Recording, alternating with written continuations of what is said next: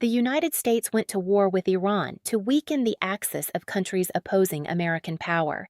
It may have done the opposite. In the 69 days since the war began, something has happened in the shadows of the conflict that almost nobody is talking about. The four countries that together form what analysts call the CRINC axis, China, Russia, Iran, and North Korea, have not just survived the war.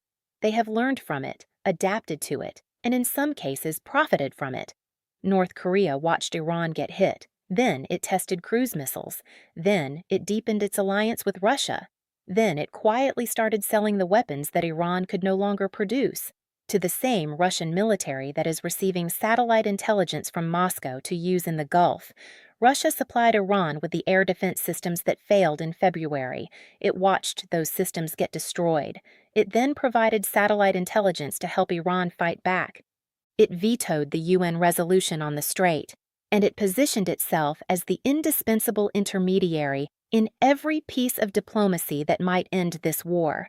China bought Iran's oil, tracked America's warships, published satellite images of U.S. assets in the region, and refused every public request to use its influence with Tehran. The axis America was trying to fracture may be more cohesive today than it was on February 27th.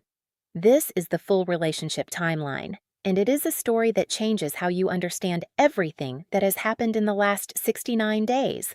Let's start with the concept analysts at CSIS and JINSA have been using to describe the strategic alignment now facing the United States: CRINC, China, Russia, Iran, North Korea.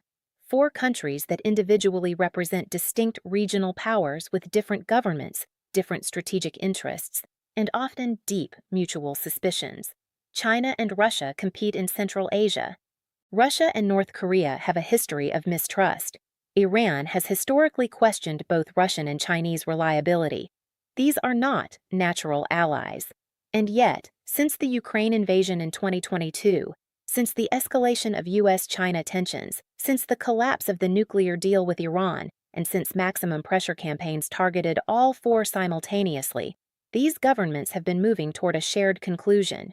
The current international order, dominated by American military and financial power, must be challenged. Analysts described it directly. China and Russia anchor CRINC cooperation. The Ukraine war accelerated that alignment, and the Iran war accelerated it even further. But in a more complicated direction than anyone expected. Iran's military was hit hard. Its leadership structure was shaken. Its air defense systems, including Russian S-300 systems and Chinese-built batteries, were heavily damaged, and so the other members of the CRINC axis found themselves watching one of their own come under direct military pressure while deciding what lessons to draw from it. The answers they reached tell you everything about where this alliance is heading. Let's start with Russia, because Russia's response to the Iran war may be the most strategically important part of this entire story. When the conflict began, one question immediately dominated global discussion. Was Russia obligated to defend Iran? In January 2025, Moscow and Tehran signed a comprehensive strategic partnership agreement. Many people assumed this meant mutual defense. But there was a critical distinction. Russia's treaty with North Korea, signed in 2024, includes a formal mutual defense clause. Russia's treaty with Iran does not. The Iran agreement focused on strategic cooperation and non-hostile behavior during conflict, but not automatic military intervention. That distinction became one of the most important realities of the entire war. Russia did not directly defend Iran militarily. Russian troops did not enter the conflict. Russian missiles did not fire. But Moscow still played a major role. It condemned the strikes. It vetoed resolutions at the United Nations. It reportedly provided satellite intelligence related to U.S. naval movements. It offered diplomatic coordination, and it positioned itself as a central mediator in every serious discussion about ending the conflict. But for North Korea, the most important part was what Russia did not do. Pyongyang watched Moscow avoid direct intervention, and experts believe that observation is already reshaping North Korea's nuclear thinking. North Korea's official response to the war was cautious and measured. A brief foreign ministry statement condemned the strikes. But the real North Korean response was not diplomatic. It was strategic. Kim Jong-un accelerated missile development. Cruise missile tests followed. Military modernization plans expanded.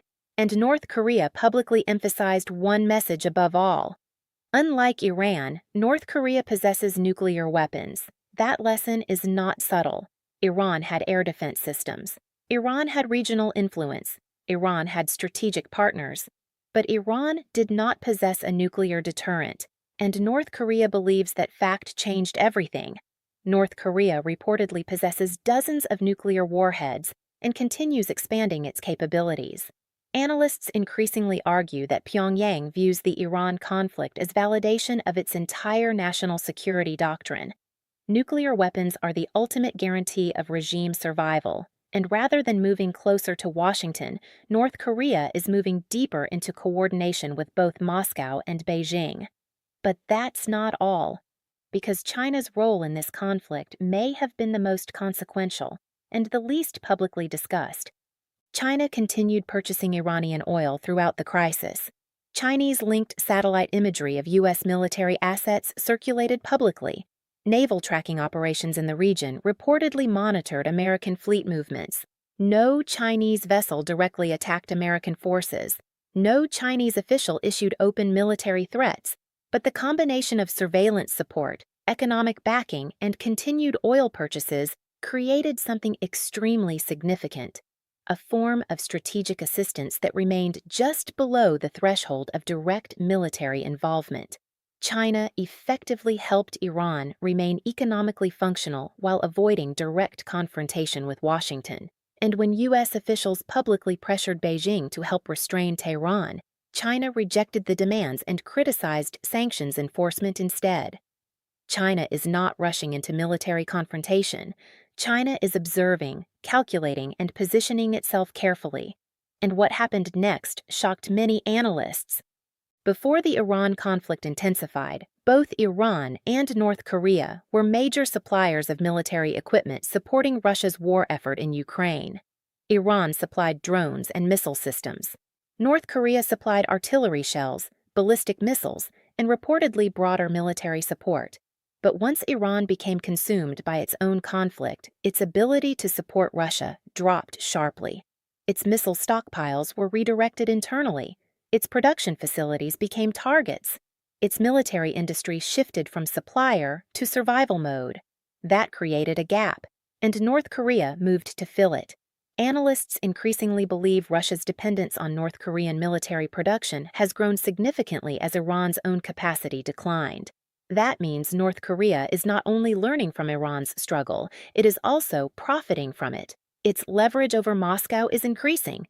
Its strategic value inside the anti-Western alignment is growing.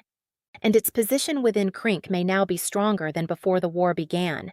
But this is where things become even more dangerous, because the Iran war exposed something deeper about the CRINC alliance itself. Russia did not defend Iran directly, because legally it did not have to. But regardless of treaty language, the image still matters. When a major power watches its partner absorb military strikes without intervening, that sends a message about the limits of strategic guarantees. North Korea noticed that, China noticed that, and Iran certainly noticed that. Russia provided intelligence, diplomacy, and political support. But those things did not stop the bombs. And the lesson North Korea appears to be drawing is this: the only truly reliable deterrent is one embedded inside its own missile silos. Not Russian promises, not Chinese partnerships, nuclear weapons, which North Korea has, and Iran did not. Now step back and look at the full strategic picture. The United States entered this conflict for several stated reasons: Iran's nuclear ambitions, regional military activity, security threats, all real concerns. But the broader strategic effect may not match what Washington originally expected. Russia has increased its diplomatic leverage in the region. China remains deeply connected to Iran's energy infrastructure. North Korea has become even more convinced nuclear weapons are essential for survival, and Iran demonstrated that disruption in the Strait of Hormuz can shake the entire global economy. Together, these four countries do not form a traditional alliance. They are not united by ideology. They are united by a shared objective: reducing American dominance in the international system. And one part of this story deserves special attention: the nuclear lesson. For years, the global message was that nuclear proliferation should be prevented at all costs. But conflicts like this risk creating a different perception entirely, a perception that countries without nuclear deterrence remain vulnerable, while countries with nuclear deterrence become significantly harder to pressure militarily. That lesson will not only be studied in Pyongyang, it will be studied everywhere, including in countries across the Middle East already exploring long-term nuclear ambitions. But there is another side to this story.